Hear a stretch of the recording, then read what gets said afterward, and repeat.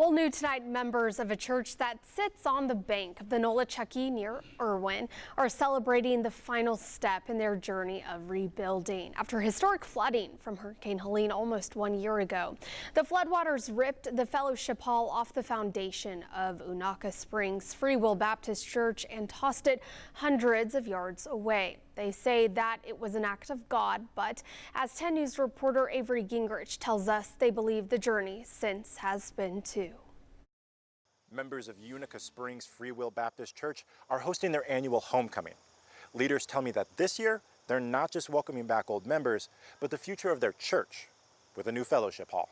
Let my life be a light. Leaders of the church want this hall to be a hub of ceremony, contemplation, and celebration. I don't think you forget it. You would want to forget it. Pastor Earl Edwards says that is why they are opening it by reflecting on Hurricane Hele. When you see it washed away, it's one of those things, like a lot of stuff, you take it for granted.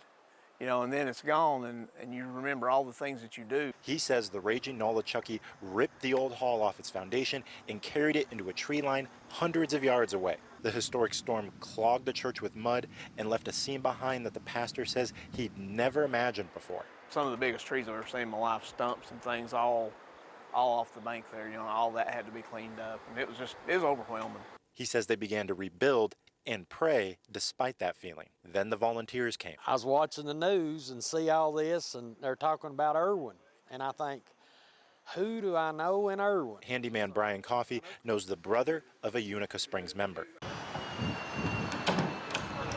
Coffey says that phone call led to multiple trips from his home in Nyota to the church. He says dozens of his neighbors joined him. From hours of construction to thousands of dollars in donations, Coffey believes God called him to help this church rebuild in less than a year.